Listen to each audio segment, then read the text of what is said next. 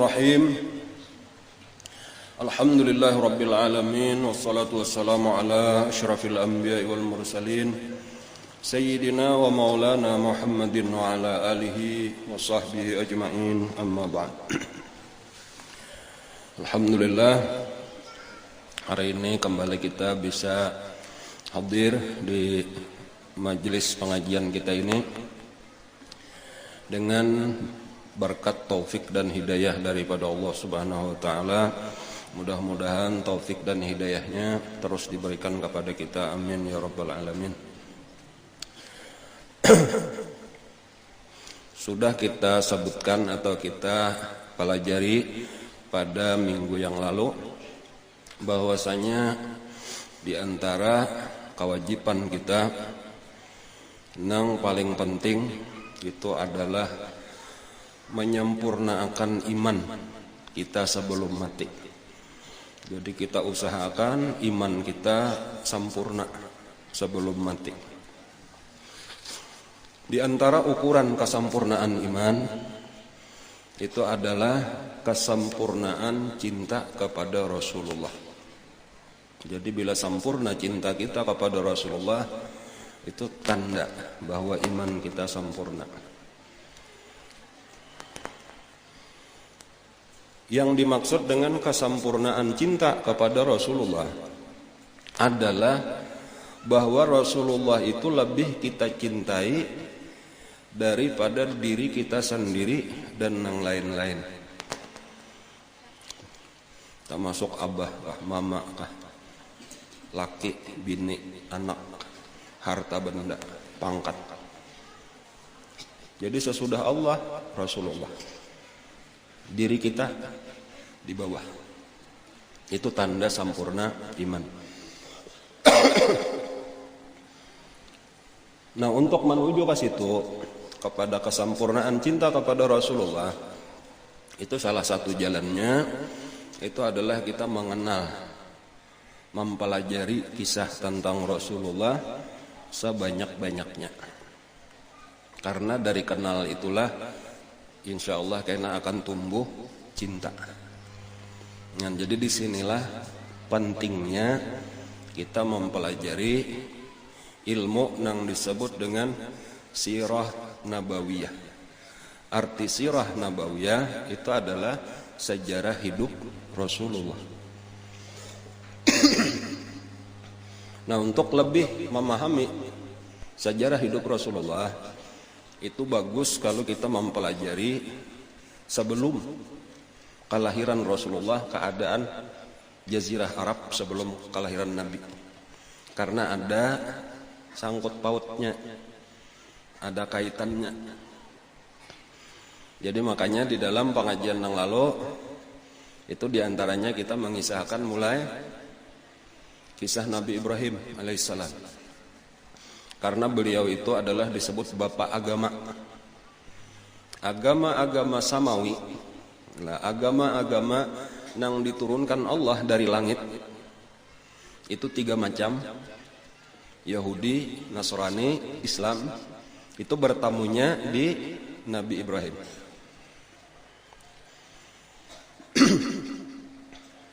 Jadi anak Nabi Ibrahim itu 2. Nabi Ishak dari istri yang bernama Sarah. Kemudian Nabi Ismail dari istri yang bernama Hajar. Asalnya Nabi Ibrahim itu berdiam di Irak. Nah, jadi peristiwa pembakaran oleh Raja Namrud itu di sekitar Irak. Nah, sesudah selamat, lalu mengungsilah beliau menjauh daripada negaranya Namrud tadi, terus ke Palestina, terus ke Mesir. Nah, di Mesir inilah diberi, walaupun panjang kisahnya, itulah diberi budak oleh Raja Mesir nang bangaran Hajar. Jadi Siti Hajar itu adalah budak nang akhirnya atas permintaan Siti Sarah itu dikawini. Nah, lalu melahirkanlah Nabi Ismail. Di antara pelajaran nang lalu inilah kita ulang sedikit, bahwasanya di Jazirah Arab itu agamanya sesudah Nabi Ibrahim dan Nabi Ismail membangun Ka'bah itu adalah agama Hanifiyah dan seterusnya. Jadi agama Hanifiyah itu adalah agamanya Nabi Ibrahim dan Nabi Ismail. Nah, sementara dari keturunan Nabi Ishak,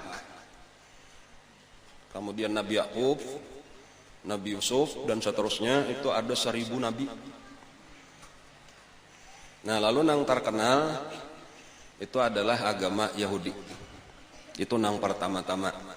Nah, dengan kitabnya Taurat nang dibawa oleh Nabi Musa. Tetapi Nabi Ibrahim jelas bukan pengikut Yahudi karena Nabi Musa itu ada lawas sesudah wafatnya Nabi Ibrahim. Jadi makanya di dalam Al-Quran itu diantaranya disebutkan makana Ibrahimu Yahudian wala Nasranian walakin kana hanifam musliman. Bukanlah Nabi Ibrahim itu seorang Yahudi dan bukanlah Nabi Ibrahim itu Nasrani, tetapi adalah Hanif dan Muslim. Jadi itulah agamanya Nabi Ibrahim sama lawan agamanya Nabi Ismail alaihissalam. Tetapi bukan berarti Yahudi lawan Nasrani itu salah. Itu agama datang dari langit juga dan ada kitab sucinya. Nang salah itu adalah pendeta-pendeta nang merubah-rubah. Jadi makanya Yahudi nang asli nang masih mengikuti Nabi Musa itu di dalam kitab Taurat mereka disebutkan bahwa kayaknya akan ada nabi akhir zaman nang lahir di Mekah kemudian kayaknya hijrah ke satu tempat nang akan disebut Madinah. Lalu mereka sebahagian daripada Yahudi tadi berangkat menuju ke arah Madinah. Walaupun belum ada lagi Madinah waktu itu. Artinya belum bangaran Madinah lagi. Karena Madinah itu dingarani kayaknya sesudah Nabi hijrah. Pertama-tama mereka itu dari negeri Syam itu menemui satu tempat yang disebut Khaybar. Orang Yahudi nih. Jadi ada kota besar Khaybar ngarannya. Nang ciri-cirinya itu mirip dengan Madinah. Yaitu banyak kebun-kebun kurma. Lalu menetaplah di situ. Nah, lalu mereka membangun benteng-benteng. Jadi itu terkenal karena di situ daerah Khaybar, di situ perkampungan Yahudi nang banyak. Khaybar itu sekitar 200 km di utara kota Madinah. Lalu diperkirakan tadi kira-kira boleh jadi kayaknya di sini Nabi akhir zaman datang lalu menetap. Tetapi sebahagian lain pulang Yahudi bertarus sampai ke kota Yasrib. Nah, Yasrib inilah kayaknya yang akan menjadi Madinah. Jadi kesimpulannya Yahudi itu terbagi dua, ada di Khaybar, kemudian ada di Yasrib. Ini sejarah sebelum kelahiran Nabi. Lalu di Yasrib itu sendiri, Yahudi itu akhirnya terpecah kepada 3 kelompok. Artinya di situ ada, di situ ada, di situ ada bubuhan Yahudi.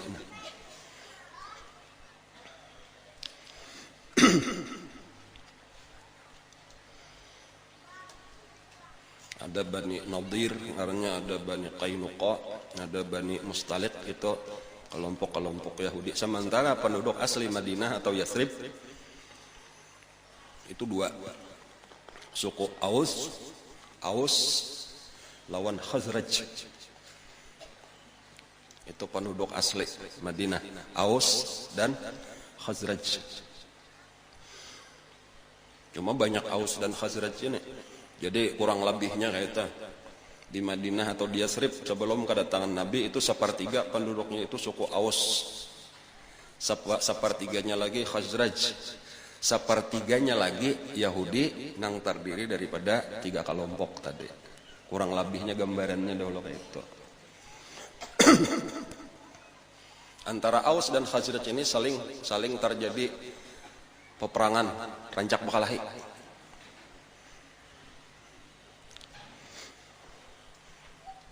Lalu masing-masing bakawan lawan Yahudi, ada bakawan lawan Yahudi ini, ada bakawan Yahudi ini minta bantuan. Nang kaina akhirnya itu dipersaudarakan oleh Rasulullah. Nah, sudah kita pelajari pada pengajian yang lalu, diantaranya sebelum kelahiran Nabi itu ada raja dari Yaman, Raja Tuba. Ya, kalau lah nang sampai ke Madinah, kemudian memerangi ahlu Yasrib karena anaknya dibunuh, tetapi akhirnya kada jadi hendak menghancurkan suku Aus dan Khazraj karena mendapat nasihat daripada pendeta Yahudi. Lalu inya masuk agama Yahudi.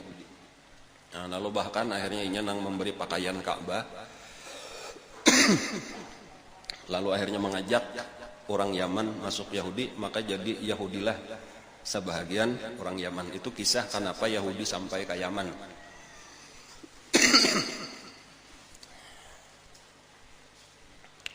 Kemudian jauh sebelum kelahiran Nabi kita, itu di Bani Israel, itu Nabi yang terakhir adalah Nabi Isa alaihissalam. Jadi sejak itulah ada pulang agama nang anyar, yaitu agama Nasrani ngarannya atau Kristen. Nah, dari Palestina sesudah Nabi Isa diangkat ke langit, itu pengikut-pengikut Nabi Isa itu menyebarkan agama Nasrani. Pendeta-pendetanya itu diantaranya ke utara, berarti ke Eropa, dan ke selatannya itu melewati ke timur, lalu ke selatan itu ke Afrika. Jadi agama Kristen itu menyebar diantaranya dari Palestina itu menyeberang ke Mesir, dan sampai Raja Mesir nang di waktu itu disebut Mesir adalah sekarang ini Iskandaria. Nah, rajanya disebut dengan Muqawqis. Muqawqis itu lalu masuk menjadi Kristen. Kemudian terus sampai ke Habasyah, Ethiopia. Wah, ini rajanya disebut dengan Najasyi. Najasyi pun masuk Kristen. Jadi kayak itulah penyebaran agama Nasrani di Afrika, itu berasal dari Palestina, kemudian ke Mesir, kemudian ke Habasyah, terus ke pedalaman Afrika. Jadi sampai wahine nangaran di Ethiopia atau di Mesir itu banyaklah penduduknya masih beragama Kristen. Nah, cuman yang perlu kita ketahui lah bahwa agama Nasrani yang disebarkan di Mesir dan di Afrika itu adalah agama Nasrani yang asli daripada Nabi Isa. Jadi perbedaannya agama Nasrani yang asli daripada Nabi Isa yaitu mengakui bahwa Tuhan cuma satu, yaitu Allah. Tidaklah Nabi Isa itu kecuali seorang nabi, seorang utusan. Bukan Tuhan, bukan anak Tuhan. Tuhan satu aja. Jadi ngarannya agama tauhid juga, agama nang bujur. Itu nang penting. Sebagaimana Yahudi nang pertama sebelum kedatangan Rasulullah, baik nang di Khaybar ataupun nang di Yasrib, nang diikuti oleh Raja Tuba, itu adalah agama nang benar, yaitu agama tauhid. Agama nang datang dari Nabi Musa alaihissalam.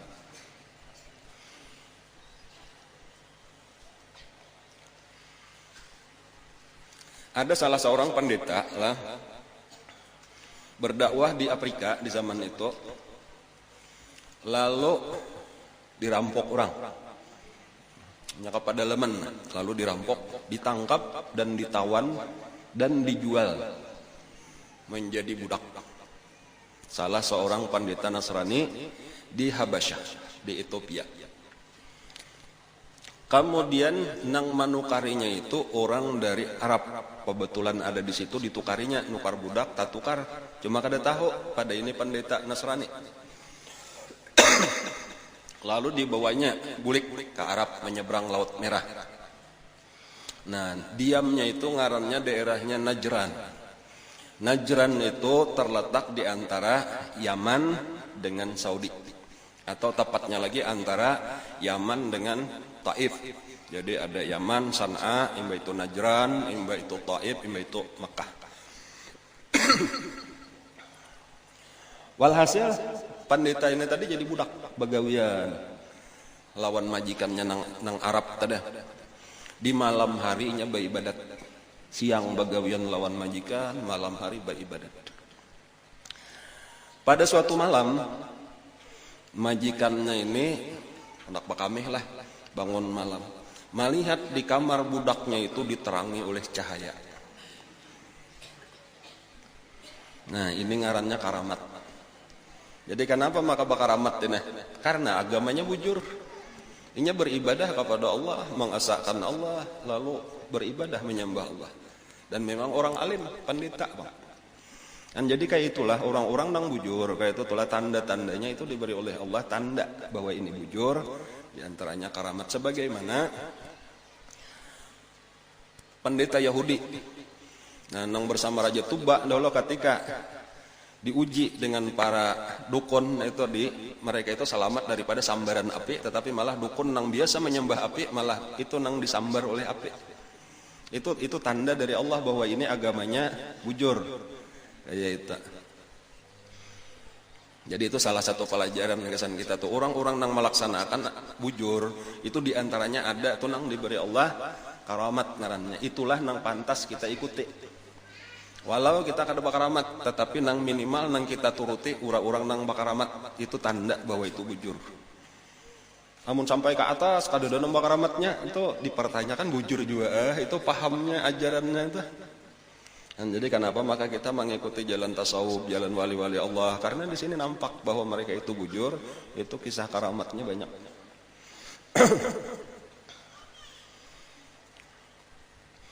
Nah lalu ini tadi majikannya tadi Mbak Manihat itu ada cahaya, lalu dipanggil lah, lalu ditakuni, lalu dijelaskannya lah masalah agamanya, yaitu agama Nasrani mengikut agama Nabi Isa. Bahkan dibawainya majikannya tadi, pendeta Bang biasa berdakwah tuh dibawainya untuk masuk Nasrani. Tetapi majikannya menolak. Ujar majikannya, aku kada wani meninggalkan Tuhanku. Kalau sarek. Jadi ujar, nah ini napa garang Tuhan pian? Nah kami seluruh penduduk Najran ini menyembah pohon. Jadi ada pohon karamat. Di situ napa hajat kami meminta di pohon itu datu. Nah apakah ulun hendak menjual sapi, supaya payo ulun hendak lakas dapat jodoh, macam-macam di pohon itulah. Jadi lalu ujar budak ini, kalau misalnya Tuhan ulun kawa mengalahkan Tuhan pian, hakun lapian masuk agama Nasrani. Ujar nang majikan, akor amunnya kalah Tuhan kok dibunuh oleh Tuhan nikam, hakun bener aku siapa lagi nang ko sambah amun Tuhan ko mate. Baik ngumpat nang manang. Nah ayo kumpulakan seluruh penduduk Najran. Nah di bawah pohon itu tadi kita beradu antara Tuhan ulun lawan Tuhan pian. Maka dikumpulkanlah oleh si majikan ini diundang barataan penduduk Najran, lalu bakumpulan di bawah pohon nang disembah oleh seluruh penduduk Najran itu. Disitulah si pendeta ini tadi atau si budak nang sebenarnya pendeta itu berdoa kepada Allah Subhanahu wa taala supaya dinampakkan kekuasaan Allah. Nah ringkasnya kadada awan, kadada hujan, tiba-tiba petir menggelegar, terbakarlah itu pohon, tak tinggal jadi habu. Karamat ulang ngaran nanta. Lalu masuk Islamlah seluruh masuk Kristenlah seluruh penduduk Najran. Kayak itu dulu telah. Nah, Najran itu berparakan lawan Yaman. Sementara di Yaman tadi apa? Agamanya sebahagian Yahudi. Nah, jadi itulah kisah sebelum Nabi itu ada sudah Nasrani, ada sudah Yahudi. Nah, bahkan karena sebahagian daripada penduduk Najran itu termasuk karena pendeta-pendetanya itu berdiam-diaman walaupun mereka kadawani terang-terangan menyebarkan agama Nasrani. Dakwahnya secara sembunyi-sembunyi. Kenapa? Karena di situ rajanya belum masuk Nasrani. Raja Tuba dan keturunannya itu masih memeluk agama Yahudi. Lalu di antara keturunan atau anak daripada Raja Tuba, ada seseorang sesudah Raja Tuba meninggal, walaupun berganti beberapa kali. Nah, ini kisahnya kita ringkasakan sampai kepada satu raja di Yaman itu yang bernama Zunwas. Nah, Zunwas ini mencari seorang pemuda. Ini kayaknya kisahnya ada di dalam hadis Rasulullah. Mencari seorang pemuda yang pintar untuk disuruh mempelajari ilmu sihir. Nah, di sini bedanya nih, orang apabila sudah kada bujur, itu kada ada lagi karamat, kada ada lagi mukjizat, satu-satunya jalan lagi supaya hebat belajar sihir.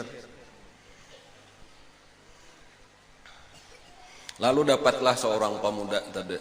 Nah, walhasil pemuda ini disuruh untuk belajar ilmu sihir. Jadi ada di situ bubuhan ahli sihir di gunung. Nah, lalu disuruh saban hari ke gunung situ. Di tengah perjalanan ke gunung itu talewati tempat pendeta-pendeta Nasrani tadi berdakwah, membaca Injil, beribadat, memuji-muji Allah. Lalu ini singgah, melihat orang pina bakumpulan singgah. Anda ngarakan pina tertarik kinya dengan pelajaran agama Nasrani ini. Lalu akhirnya talambat datang ke tukang sihir. Sampai pada satu hari malah kada kapingin lagi belajar sihir.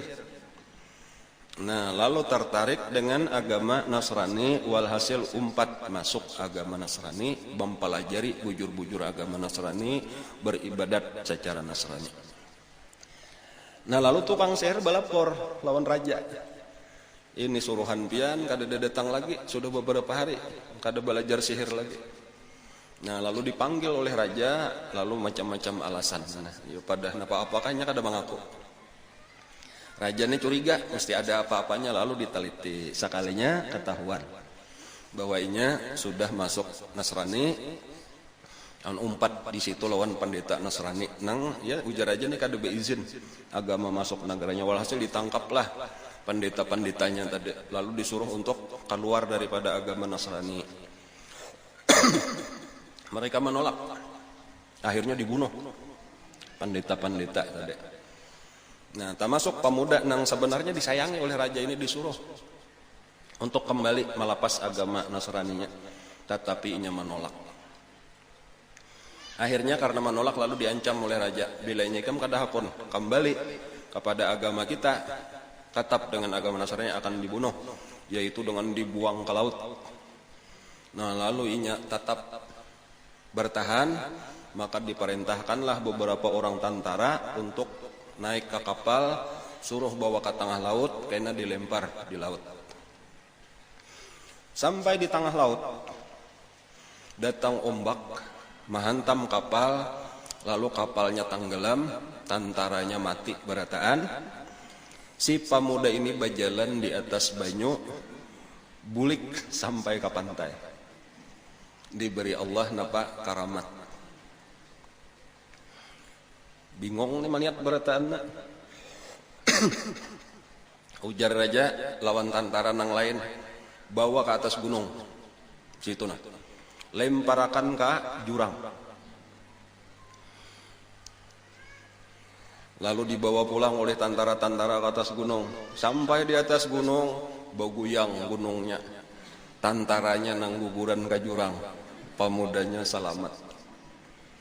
Walhasil bermacam-macam cara hendak membunuh itu kada berhasil. Sampai akhirnya pemuda itu berkata, wahai raja, ikam kada kawa membunuh aku, karena aku ini dilindungi oleh Allah Tuhanku. Tetapi kalau ikam hendak membunuh aku, satu-satunya jalan adalah gunakan panah dan busurku. Contoh, kemudian ikam baca makalahan, bacaannya Bismillah Rabbil Ghulam. Arti Bismillah Rabbil Ghulam dengan nama Allah Tuhannya pemuda ini. Dan harus disaksikan oleh seluruh penduduk Yaman. Nah, maka dipanggillah penduduk Yaman, dikumpulkan, lalu pemuda tadi diikat di sebuting tihang, lalu raja mengambil panah dan busur pemuda itu, lalu dipanah. Dan kisah ini menyebar, itu Barataan tahu kisahnya.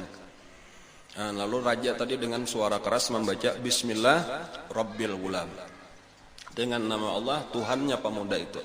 Lalu dilepaskan panah tadi dan mengenai pemuda tadi mati. Nah, tetapi dari situ nampak seluruh orang yang melihat tahu bahwa ini kada kawa dibunuh kecuali dengan izin daripada Allah Tuhannya si pemuda itu. Maka pada waktu itu berimanlah atau masuk Nasrani penduduk Yaman sebanyak 20.000 orang. Nah, jadi ini mengorbankan nyawa untuk berdakwah karena. Nah, lalu Raja Zunwas sarik benar. Kada dikira-kira hasilnya kayaknya malah menang jadinya, walau kelihatannya terbunuh tapi menang karena dakwahnya berhasil. 20.000 orang masuk Kristen. Nah, lalu dengan kemarahannya itu lalu disuruh tangkap nang 20.000 tadi, lalu diulahkan lubang atau parit. Nah, disitulah nang disebut istilahnya itu dengan ukhdud. Jadi ada di dalam Al-Quran itu dikisahkan oleh Allah, qutila ashabul ukhdud an-nari dzatil waqud idhum 'alaiha qu'ud wa hum 'ala ma yaf'aluna bil mu'minina syuhud wa ma naqamu minhum illa an qalu amanna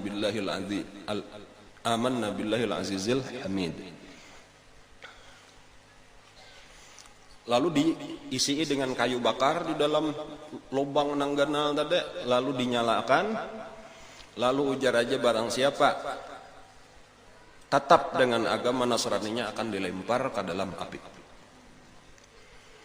Barataan kadadana hakunnya babulik, Barataan bertahan, maka dilemparkanlah ke 20.000 tadi ke dalam api. Dan cuma disebutkan bahwasanya mereka itu sebenarnya diselamatkan oleh Allah. Sebelum disambar api itu sudah dicabut rohnya oleh Allah, sehingga kada pernah merasakan sakit sedikit pun. Dan salah satu daripada yang dikisahkan oleh Rasulullah sallallahu alaihi wasallam di dalam hadis yang sahih, ujar Nabi, ada seseorang perempuan sedang menggendong bayinya. Nah, lalu ketika perempuan ini pun ditawari, inya ragu-ragu karena maras melihat anak. Nah, lalu anaknya itulah nang berucap padahal masih bayi. Nah, berucap lawan mamanya untuk menguatkan hati mamanya, ya umma alqi nafsaki fa inna munqalabaki aljannah. Wahai ibu, lakasi beluncat, sekarang sabujurannya kita beluncat ke dalam surga. Dan maka mamanya itu tanpa ragu-ragu lagi dengan bayinya tadi beluncat ke dalam api. Habislah 20.000 tadi. Nah, itu kisahnya. Kecuali satu. Nah, ini supaya kisahnya panjang. Ini habis selesai. Tapi ini bukan dongeng lah, ini bujuran kisahnya. Kecuali satu orang. Nang kawa melarikan diri. Jadinya nang kawaran banyak benar 20.000 kata kejagaan juga. Ada nang sawat lapas. Walaupun nang lapas ini ketahuan disasahi, cuma nasib tadi kada dapat. Nah, di higa rumah di manakah bersimpan, di hutanan di manakah, walhasil kada dapat lapas saikong.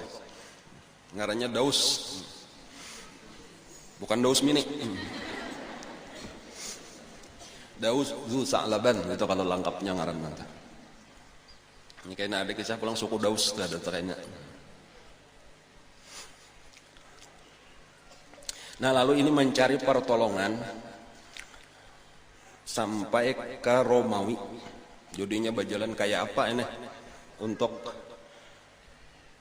minta tolong lah karena kezaliman Raja Yaman. Jadi yang terkenal waktu itu Raja Romawi ngarannya Kaisar.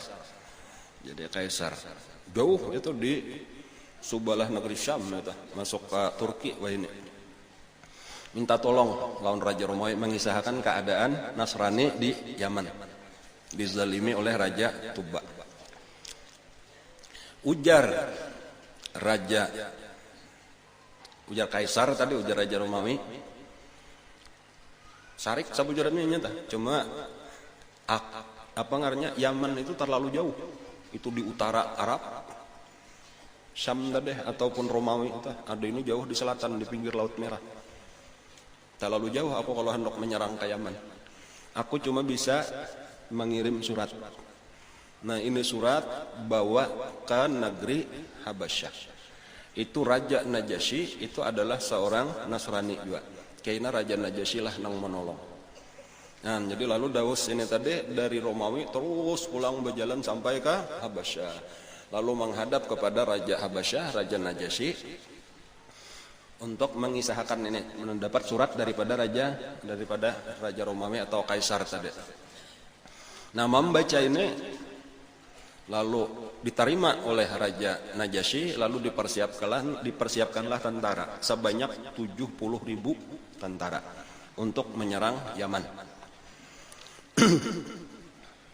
Menyeberang Laut Merah, jadi itu di Afrika, tinggal menyeberang dari Habasyah itu ke Yaman. Jadi entah berapa kapal. Pemimpinnya yang diutus oleh Raja Najasyi itu ngarannya Riyad. Nah, jadi Riyad itu ngaran pemimpin panglima perang yang mengapalai 70.000 tadi. Nah, salah satu tentara dengan pangkat tinggi juga cuma di bawah daripada Riyad ngarannya Abraha. Nah, jadi Abraha itu adalah tentara daripada Najasyi yang dikirim ke Yaman untuk menaklukkan raja Yaman yaitu Zu-Nuwas. Walhasil terjadi peperangan antara tentara Habasyah dengan tentara Yaman, yang akhirnya Zu-Nuwas terbunuh, tentaranya dikalahkan, maka dikuasailah Yaman oleh Ar-Riyad. Menjadi gubernur Yaman, diulas sebagai gubernur di bawah kerajaan Habasyah. Hampir raja Yaman, tetapi gubernur raja pulang. Jadi artinya dikuasai oleh Yaman. Jadi sudah ada kisah Abraha. Cuma jadi pembesar raja di gubernurnya itu bukan gubernurnya Riyad. Nah lalu Riyad ini sesudah beberapa waktu berkuasa itu berlaku zalim. Sampai kepada orang-orang Habasyah sendiri nang sawarga negara yatunya zalim, memungut pajak sakahendak kayak itu. Walhasil banyak nang kada puas, bahkan dari orang Habasyah sendiri kada puas, apalagi nang penduduk asli Yaman nang dijajah. Lalu di antara nang kada puas itu adalah Abraha sendiri. Nah walhasil banyak orang nang bergabung lawan Abraha, akhirnya terbentuk satu pasukan besar. Lalu terjadilah peperangan antara Abraha lawan Riyad.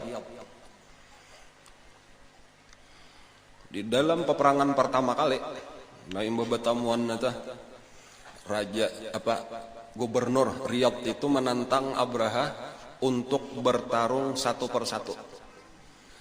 Jadi ujar Riyad, kita ini sama-sama orang Habasyah, jangan sampai kita mengorbankan tentara nang mati, siapapun nang menang membunuh tentara kita Habasyah, karena habis tentara kita dirabut Yaman. Ya akan buat pikir ke situ. Kita aja sudah bakal berdua. Siapa menang inyalah nang menjadi gubernur Yaman. Akur ujar Abraha. Nah, walhasil perang tanding. Jadi tentaranya menyaksikan aja perang tanding. Ringkasnya siapa nang kalah nah? Abraha. Nah kayak gitu. Jadi Abraha itu kalah. Di antaranya kalahnya itu apa? Karena tabasan pedang daripada Ar-Riyad cuma nangkana hidungnya aja. Jadi pacul hidung Abraha. Nah, jadi makanya kalau di dalam tarikh itu ngarannya Abraha Al-Ashram. Al-Ashram itu artinya orang nang kada behidung. Nah bahasa kita apa ya? Rongong aja lah. Nah, tetapi nambah ini sempat melarikan diri. Jadi imbahnya hidung luka tadi langsung buka, langsung melarikan diri. Lalu kembalilah Yaman dikuasai oleh Riyad. Itu. Nah lalu beberapa waktu kemudian ternyata ini kada menyerah. Dengan diam-diam di waktu lengah Raja Riyad itu diserang kembali oleh Abraha. Lalu kawainya membunuh Riyad. Dikuasainya lah Yaman. Kayak itu caranya, jadi dengan pengkhianatan, bukan perang tanding lagi.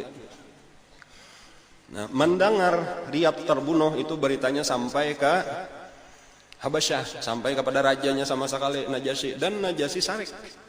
Karena sebenarnya orang yang dipercaya oleh Najasyi adalah Riyadh. Ini cuma sekadar tentara benar aja Abraha. Sekarang Abraha wani-wani membunuh Riyadh. Nah, lalu disiapkanlah tentara yang banyak dan langsung dipimpin oleh Raja Najasyi. Lalu Raja Najasyi bersumpah, aku tidak akan kembali kecuali sesudah kedua belah batisku ini menjajak tanah Yaman dan akan menggundul kepala Abraha. Oh, itu kasarikannya. Jadi dua sumpahnya tadi. Kada akan kembali ke Habasyah kecuali pertama kedua batisku menjajak tanah Yaman dan aku akan menggundul habis kepala Abraha. Itu tanda, artinya hukuman, kehinaan udah sampai digundul di tengah orang banyak. Nah, dan disiapkanlah tentara yang banyak. Berita ini sampai kepada Abraha, dan Abraha ketakutan. Nah, karena memang merasa salah bangsa orang. Lalu inya mau utus seorang utusan. Nah, utusannya ini berdahulu artinya datangi Raja Najasyi sebelum inya tulak ke sini. Nah, bawakan ini tanah Yaman, dibawakan sakantungan tanah, kemudian kapalanya digundul. Jadi digundul berdahulu, dibuat juga sakantungan rambutnya, sakantungan tanah, kemudian sabutingnya lagi surat. Nah, jadi sampaikan nenek. Nah, di dalam isi surat itu dikisahkanlah sebenarnya ulun kada malawan pian. Riyadh ini orang zalim, kayak ini kisahnya, ini gasan kebaikan pian juga. Karena ini mah nimbulakan apa ngarannya pemberontakan, kayak bahkan orang Habasyah sendiri merasa terzalimi dengan Riyadh. Jadi seluruhnya Yaman tetap di bawah kekuasaan pian. Pian kada usah datang, ini tanahnya sudah ulun kirimi, jajak aja. Dan ini rambut ulun sudah ulun gundul, silakan. Jadi memang ulun sudah tunduk lawan pian. Akhirnya hilanglah kemarahan Raja Najasyi. Ampe sarik melihat nangka ini tadi. Lalu dimaafkanlah Abraha dan ditetapkanlah Abraha secara resmi sebagai gubernur Yaman.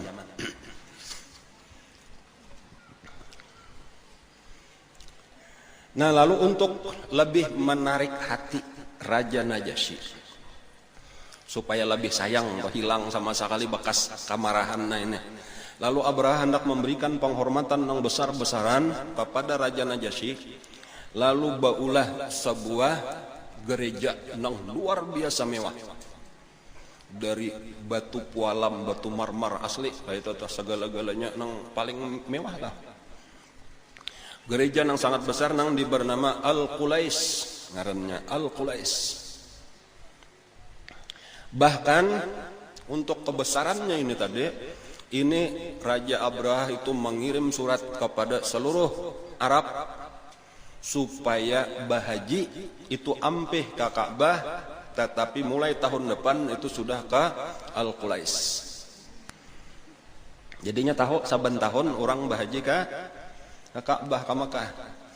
Nah, tetapi hendak jangan lagi karena ini lebih hebat daripada Ka'bah.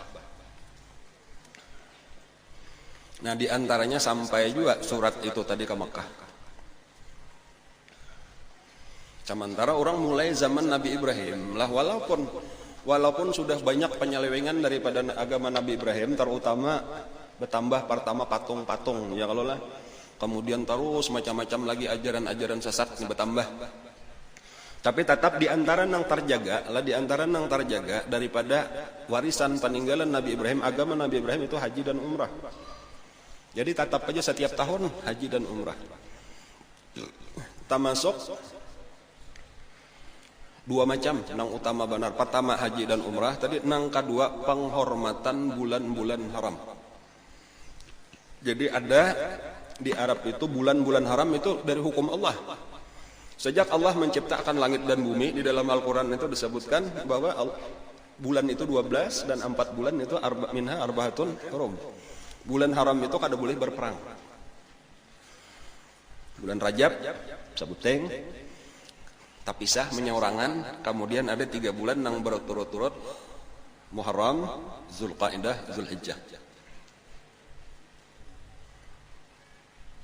Atau Zulqaidah, Zulhijjah, Muharram.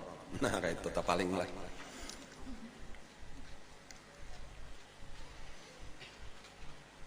Ini masih Syawal kalau lagi lah.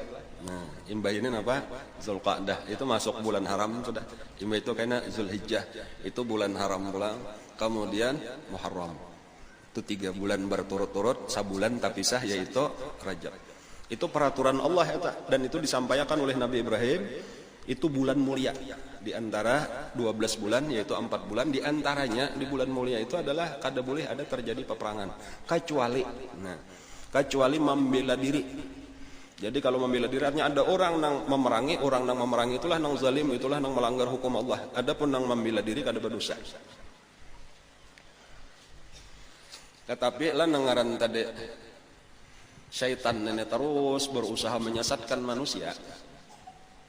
Jadi nang sudah tahu peraturan Allah kayak itu, di antara orang-orang Mekah itu inya kayaknya dirubahnya peraturan itu tanpa mengurangi 4 bulan tadi bulan haram. Jadi ada di dalam Al-Quran itu disebutkan innaman nasi'u ziyadatun fil kufr. Jadi ada istilah nasi. Nasi itu artinya menunda. Jadi bahasa Indonesianya menunda. Mereka itu apabila hendak berperang, tetapi takana bulan haram, itu bulan haram ditundanya. Jadinya ulah hukum seorang. Jadi anggap misalnya bulan Syawal, makanya seharusnya imbah Syawal ini apa? Zulqa'dah, bulan haram. Tetapi ketika ini hendak berperang, ujarnya Zulqa'dah bulan Dzulhijjah. Nah, bulan ini kita ulah bulan 13 ngaranna. Ini bulan tambahan untuk menunda bulan Zulqa'dah. Itulah yang disebut dengan nasi, yaitu tatambahan di masa kafir. Sama aja karena 2 bulan sudah Zulqa'dah, Zulhijjah, masuk Muharram, tapi hendak berperang, ujarnya Muharram bulan Dzulhijjah. Bulan ini bulan tambahan. Atau kadang-kadang dibaliknya, ini kita sapar, kita dahuluakan. Pokoknya dibalik-balik kayak itulah, dirubah-rubah, ditetambahi. Walhasil sejak saat itu tuh lalu bulan tuh jadi kacau.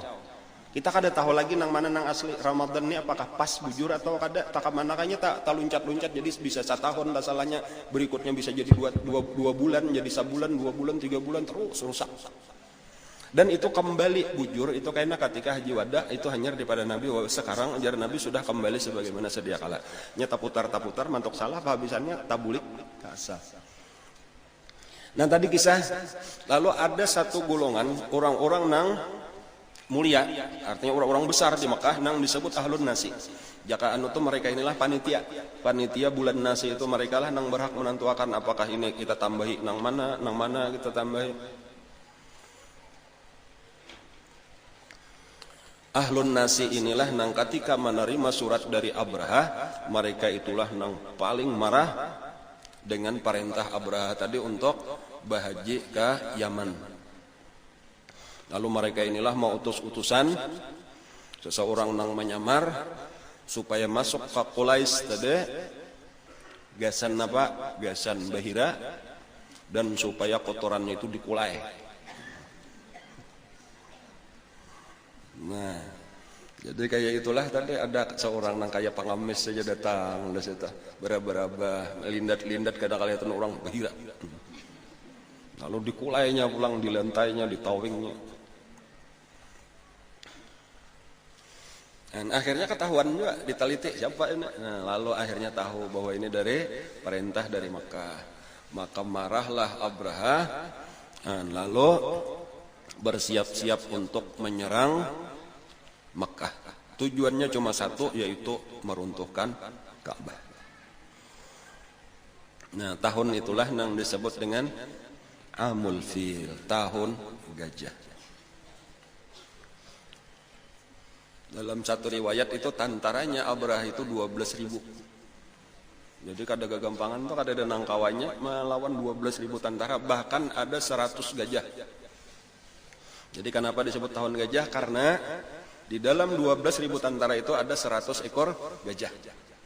Kunal-kunal. Nah, jadi berangkatlah dari Yaman, kotanya San'a, melewati Najran, melewati Taif. Bahkan ada di tengah-tengah jalan itu ada beberapa suku yang berusaha untuk menghalangi, tetapi barataan dihancurkan oleh Abraha, dikalahkan. Tetapi di antara yang paling jahat itu ada orang Taif. Nang demi keamanan kota Taif, ujarnya kami kada menghalangi, bahkan kami hendak membantu asal kota kami jangan diganggu. Lalu inya berusaha untuk menjadi penunjuk jalan. Zuruwail kalau kada salah ngarannya tuh, Zuruwail. Itu nang mengawani, menunjukkan Makkah, membantu musuh sebujurnya, padahal hendak menghancur Ka'bah seorang. Lalu itu pengkhianat. Nang di tengah jalan itu sebelum sampai ke Makkah malah mati di jalan. Lalu dikuburkan oleh tentaranya Abraha di pinggir jalan antara Makkah dan Taif. Itu terkenal, itu Zuruwail itu di Arab itu sebagai pengkhianat. Itu jadi papatah bila disebut Zuruwail itu artinya pengkhianat. Itu bilanya orang lalu bahari itu. Bilanya orang lalu di situ itu ditawaki orang. Jadi kuburnya jadi tatawakan orang. Kubur pengkhianat karena membantu Abraha menunjukkan jalan menuju Ka'bah. Di tengah jalan itu diantaranya tentaranya Abraha itu merampas dua. Banyak nang dirampas, sebagian diantaranya nang dirampas itu adalah kuda, unta milik Abdul Muthalib. Jadi di saat itu penguasa Mekah itu dipimpin oleh Abdul Muthalib. Nah, lalu ringkasnya berhenti lah sampai di satu tempat nang bangaran Wadi Hasir, Wadi Muhassir, yaitu Wadi Muhassir di Parak Mina lah. Kalau ini itu ada biasanya kalunya kami itu kan sini Wadi Muhassir. Situlah tempat bemandaknya tentara Abraha. Jadi bemandak di situ adalah gajahnya itu kada hakon lagi berjalan. Jadi sampai di situ bemandak. Lalu bilanya dipaling hakon berjalan, bila dihadapakan nampak ke Makkah kada hakon lagi balukut pulang. Jadi bingung juga Abraha. Nah, pada saat itulah Abdul Muthalib itu menghadap, minta izin untuk bertemu dengan Abraha. Ringkasnya lalu diterima oleh Abraha. Dan pertama melihat saja sudah tuh Abraha lawan Abdul Muthalib itu langsung timbul rasa penghormatan.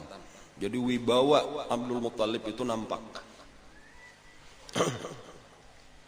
Abraha itu duduk di atas singgasana, Abdul Muthalib itu duduk di karpet di bawah. Hendak kejar tuh Abraha itu membawa mengiau nih supaya duduk batatai di kursi nih. Dan cuma takutan kalau artinya bubuhan tentaranya ini sarek, kenapa maka musuh dimuliakan. Tetapi hendak meletakkan di bawah rasa kada pantas, itu wibawanya besar. Akhirnya Abraha nang turun lalu duduk berdua di bawah. Lalu di antara pembicaraan ujar Abraha, "Napa hajat tikam?" Ujar Abdul Muthalib, "Aku cuma meminta ada 200 ontaku diambil oleh tentara ikam, tolong mulikakan." Itu aja. Ujar Abraha, "Aku mengira kedatangan ikam ini bukan untuk urusan onta, karena ada urusan yang lebih besar, yaitu aku hendak meruntuh Ka'bah. Masa ikam gak ada menyinggung ini? Sekalinya unta nang diurus." Ujar tuh model kayak mahina akan ta. Tadi aku sudah menghormati ikam.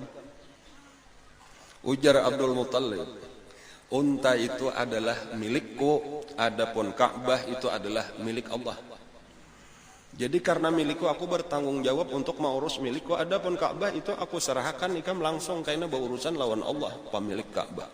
Nah, maka terdiamlah Abraha. Lalu akhirnya ujar Abraha lawan tentaranya, "Serahkan ini untanya nang dirampas, bulikakan."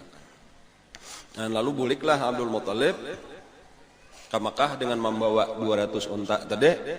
Dan lalu memerintahkan kepada penduduk Makkah supaya keluar dari Makkah kosongakan. Naiklah ke gunung-gunung, kita melihat apa yang akan terjadi. Dan karena kita kada mungkin melawan 12.000 tentara ini.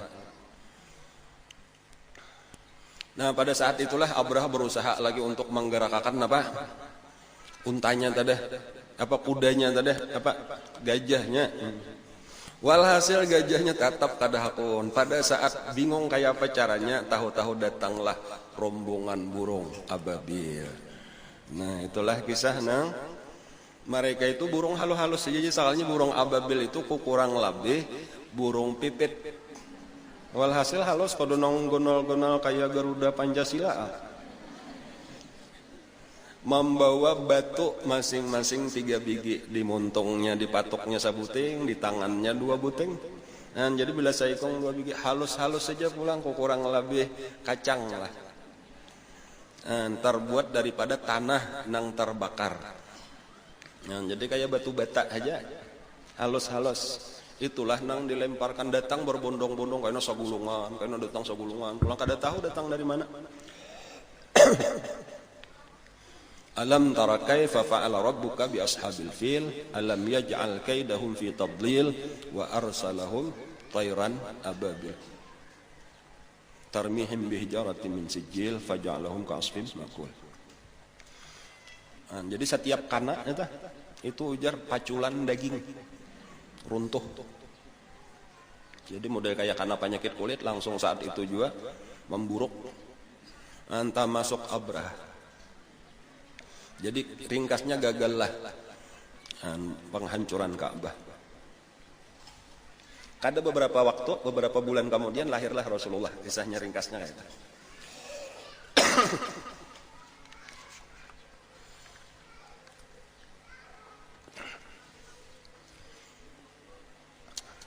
Cuma kita kembali dahulu kisah Quraisy, kisah Mekah. Sejam parak lah.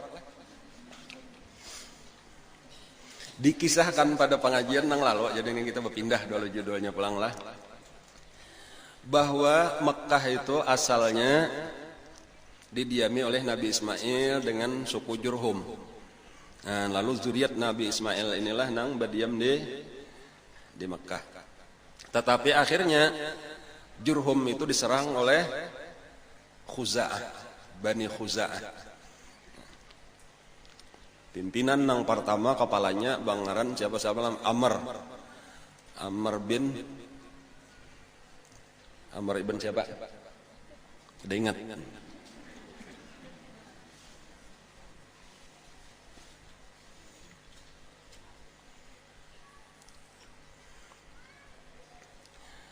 Nang membawa patung.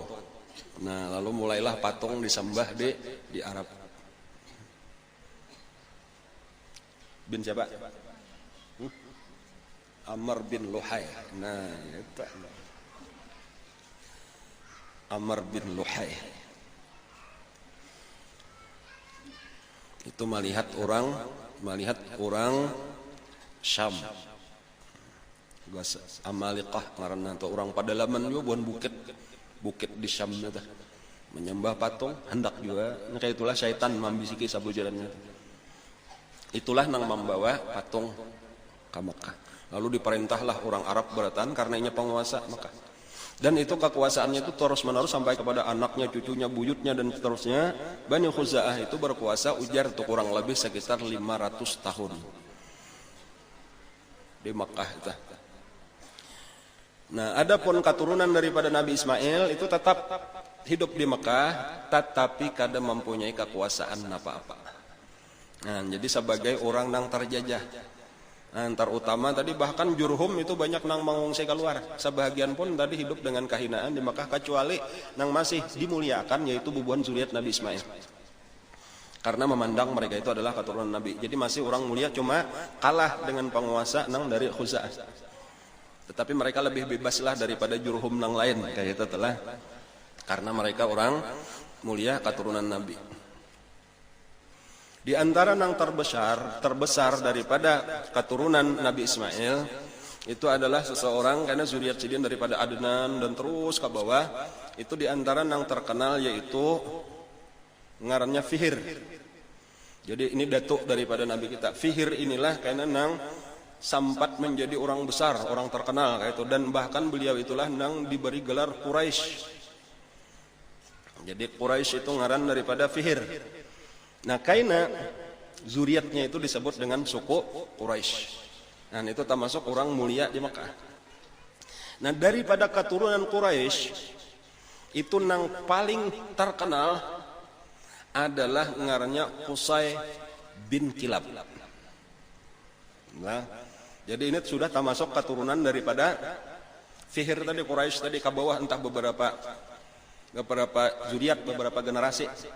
Dan cuma puncaknya itu terkenalnya pulang bangkitnya lagi keturunan Nabi Ismail itu adalah di masa Qusay bin Kilab. Nah, keistimewaannya Qusay bin Kilab itu inya sugih. Satu dulu sugih. Bagus rupa. Ulang tak kompol ya Allah. Kemudian kawa mengawini anak daripada kepala suku Khuza'ah di zaman itu. Nah, jadi Hanyar ini bisa bergabung lawan penjajah sabujuranna nah.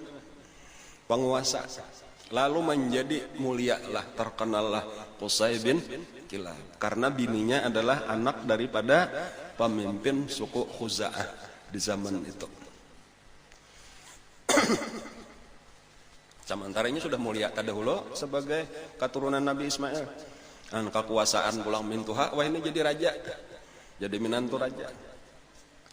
Ketika Mintuha meninggal, nah langsung Qusay ini mengumpulkan keluarganya dan melantik dirinya menjadi Raja Mekah. Artinya pemimpin Mekah. Tetapi, nah ada tapinya, diprotes oleh anak-anak daripada raja nang meninggal tadi. Ujarnya ini minanto kada berhak, kami nang berhak untuk menjadi raja. Kayak itu. Walhasil terjadilah peperangan.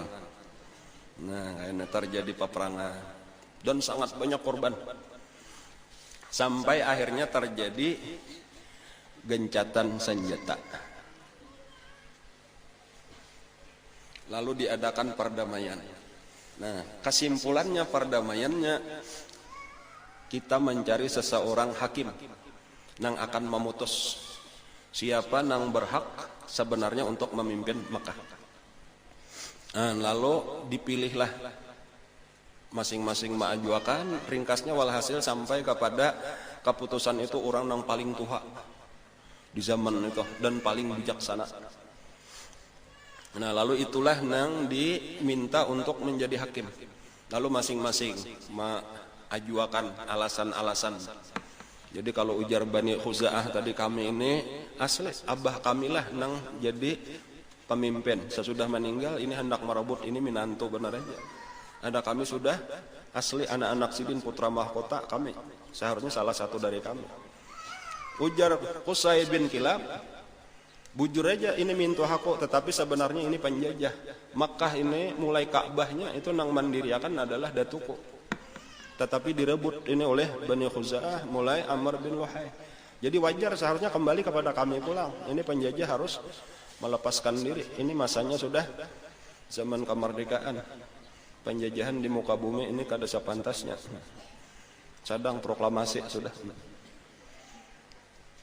Penjajahan ini tidak berperi kemanusiaan dan berperi keadilan gitu kalau telah nyantai. Walhasil diputuslah oleh hakim yang terpilih tadi dan sepakat sudah apapun keputusan wajib kita menerima. Lalu keputusannya kekuasaan Mekah 100% yang berhak cuma Qusay bin Kilab.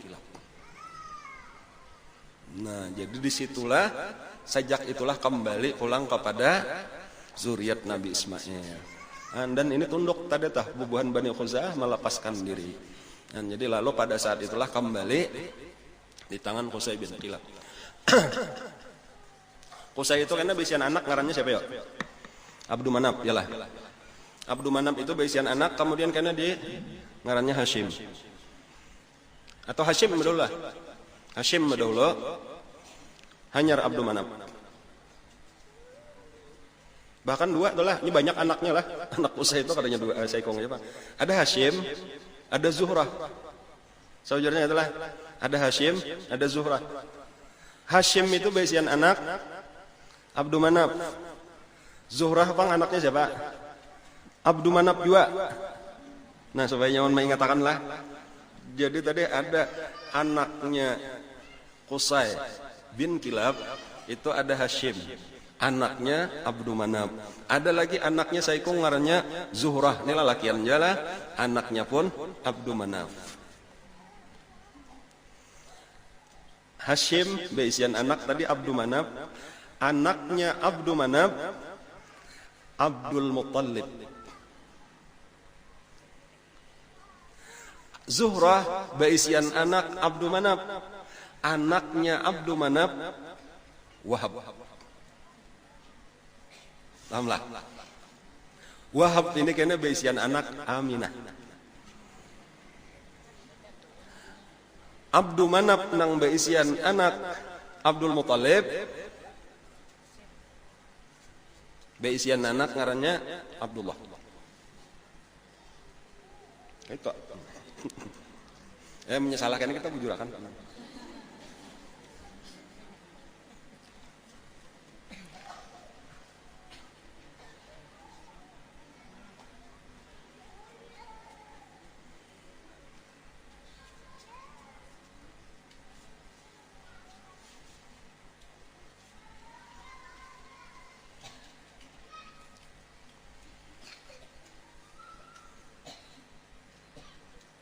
Salah. Ya kan kita bujurakan lah. Amunnya salah tuh kayak itu berarti nang bujur tah. Kilap dola. Kilap itu kayak itu telah dibujurakan sedikit nah. Langsung aja. Kilap itu beisian anak ngarannya Qusay. Satu. Kemudian nang kedua Zuhrah. Nah itu nang bujur ke atas naik akan. Jadi anaknya Kilab itu pertama Qusay, nang kedua Zuhrah. Kayak itu telah. Kemudian Qusay beisian anak Abdu Manaf. Nah kayak itu. Adapun Zuhrah pun beisian anak Abdu Manaf. Jadi Abdu Manaf lawan Abdu Manaf bersebogo sekali lah. Abdu Manaf itu beisian anak Hashim, jadi tabalik dah. Jadi makanya sejangga tah. Hashim, Abdu Manaf nang Saikong, nang anaknya Zuhrah, itu beisian anak Wahab. Jadi Wahab lawan Hashim basapopo dua kali. Hashim itu beisian anak ngarannya Abdul Muttalib. Sementara Wahab beisian anak ngarannya Aminah. Jadi antara Aminah dengan Abdul Muttalib itu basapopo 3 kali. Nah lalu Abdul Muttalib melahirkan Abdullah. Abdullah itu kawin dengan Aminah. Itu sebenarnya tak kawini Mamarina sapupo 3 kali. Nah insya Allah itu bujur tak. Nang tadi tak salah tak.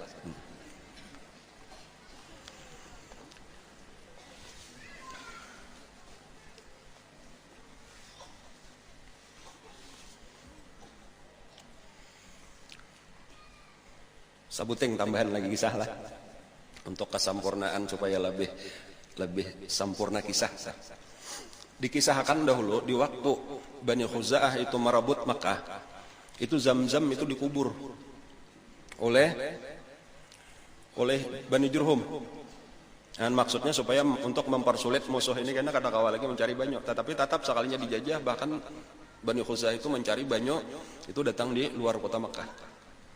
Nah ketika sudah dikuasai, direbut kembali, itu nang pertama-tama tamimpi itu adalah Abdul Muttalib.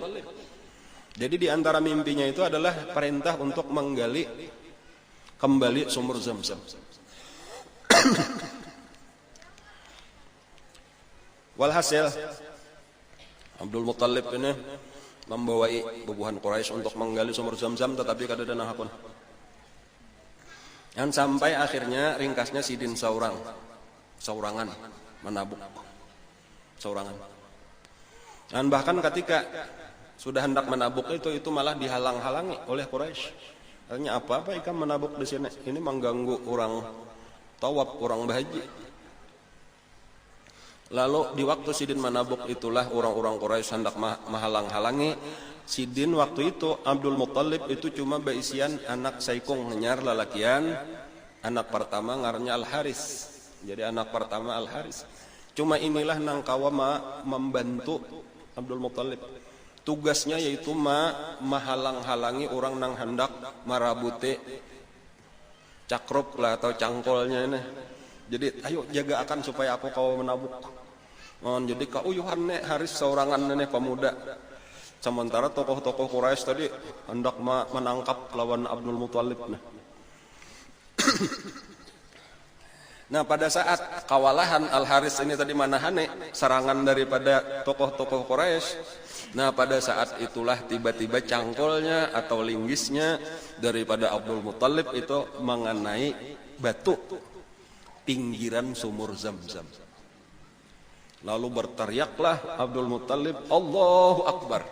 Nah pada saat itu tamandak berataan. Lalu tahu bahwa dasar sekalinya sumur Zam-Zam itu bujuran ada. Walaupun kisahnya itu masyhur, tetapi kada ada yang tahu. Cuma kisah benar aja di mana sumur Zam-Zam, kada tahu lagi. Ternyata ini menemukan pinggirnya sudah. Lalu pada saat itulah mereka bersama-sama ujarnya, ayo kita gali bersama dan kita bersamaan sumur Zam-Zam ini. Ujar Abdul Muthalib, tadi waktu aku membawai kada ada hakunnya, bahkan ikam menghalangi berataan. Imbah sudah dapat berataan hendak menyamani, ini sumur kok. Ujar tokoh-tokoh Quraisy, kada ini sumur kita berataan. Walhasil bahwa sementara Abdul Muthalib cuma beisian anak saikong nong membela. Sementara tokoh Quraisy banyak. Jadi kawalahan. Akhirnya untuk menjaga diri, ujar Abdul Muthalib kayak itu aja nah. Kita mencari hakim aja. Jadi kayak itulah data. Siapa kayaknya nang menghukum? Siapa orang yang paling pintar di zaman ini? Nah lalu sepakat waktu itu orang yang terkenal bijaksana itu malah adanya di Madinah, di Binian, dukun pulang. Jadi ngarannya Kahinah Bani Sa'ad, itu andaknya dia Yasrib. Lalu sepakatlah, karena artinya siapa yang diputusakan oleh Kahinah itu artinya dukun perempuan. Itulah karena yang menjadi pemilik sumur Zam-Zam. Walhasil tulakan. Sampai ke Madinah, ternyata dukunnya ini lagi kadada di Madinah, sedang bepergian ke Khaybar. Khaybar itu 200 km pulang dari Madinah. Adapun dari Makkah ke Madinah aja hampir 500 km. Jauh benar artinya berjalan enggak?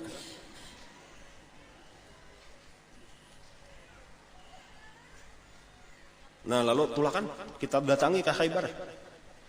Walhasil tulakan terus ke Khaybar. Di tengah perjalanan kehabisan banyu. Di tengah padang pasir. Habis banyu, kehausan. Habis bekal, kelaparan. Akhirnya apa? Kada kawan apa-apa lagi, maju salah, mundur salah. Jadi mahadang hujan gak ada harapan turun. Akhirnya sepakat sudah, kita masing-masing menabuk kubur aja sudah. Siapa tadahulu mati dikuburakan, siapa mati kena kuburakan. Minimal kena saikong aja daripada kita nang kada bakubur, nang pandudian mati. Kayak itu aja sudah, putus asa sudah berataan. Nah akhirnya masing-masing lah di mana tempat duduknya tadi menabuk, dan supaya bakubur. Nah pada waktu Abdul Muthalib menabuk, disitulah memancar air keluar. Lalu pada saat itulah selamat berataan kawang minuman, diisi pulang wadah banyu.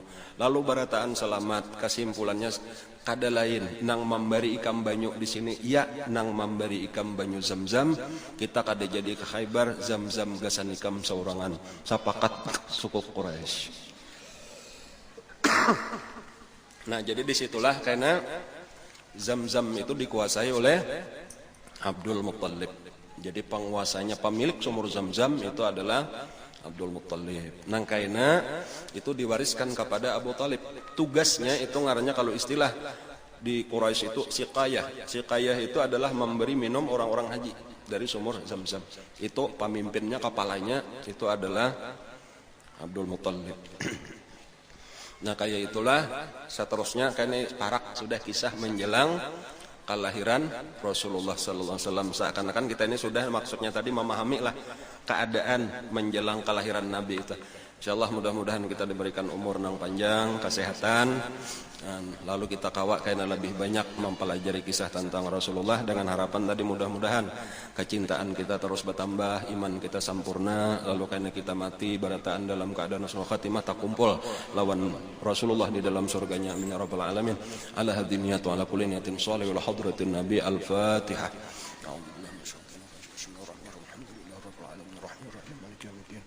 إياك نعبد وإياك نستعين اهدنا الصراط المستقيم صراط الذين